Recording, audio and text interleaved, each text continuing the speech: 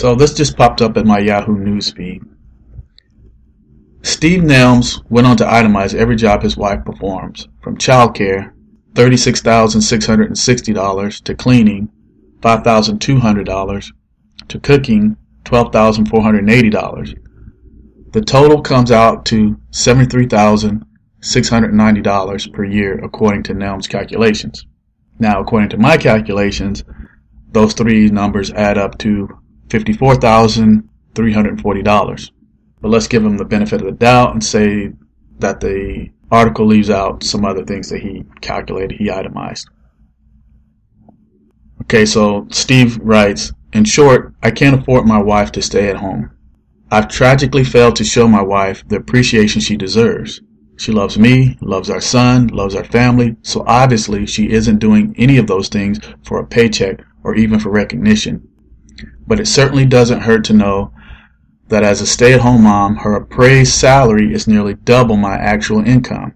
So in a very weird way, this is my way of saying how much I value my wife as a mother.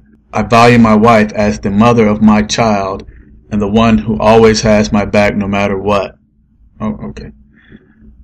You appreciate it more than rubies. I can't afford you. Don't get me wrong. Although I do not advise young men to get married and have kids in this day and age, I wish this man the best of luck.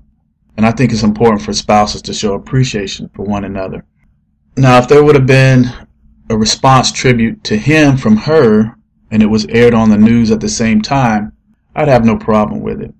But this man pedestalizes his wife in a way that monetizes it, that not only seems cheap to me, but is delusional and sends the wrong message. Let's look at some of the comments from women on his blog post.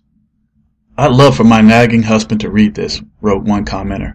All he does is gripe for me to get a job and expects me somehow to clean, feed, care for my children at the same time.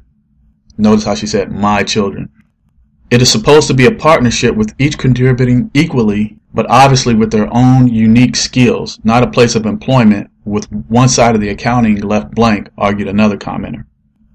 So one of the things that bothered me is that it was one-sided and gives a warped perception of the value of women versus the value of men, the value of a husband versus the value of a mother. Okay, like I said, I didn't like that he monetized it. I have no problem with him expressing appreciation for his wife. I think that's great, but to monetize it seemed kind of cheap to me. I don't know.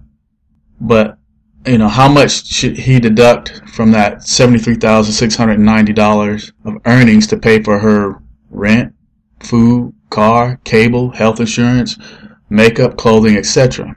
Or better yet, instead of figuring out what she's worth, perhaps he should instead consider what she would have actually been paid given her education, experience, and skill set if she were not performing those services, quote, for him. The true value of something is what you'd actually get paid for it, not some fantasy appraisal. For example, you know, a live-in maid, including room and board, would probably be between, 15 and 20K. So, good luck with her making $74K a year in the real world doing that type of job. But seriously, if he thinks he can't afford her now, just wait until she has another kid or two and divorces him. He'll be booted from his home, stripped of his assets, and he won't have much time to bond with his kids. He won't be able to afford to spend time with his kids because he'll be working his ass off in order to pay huge sums of alimony and child support.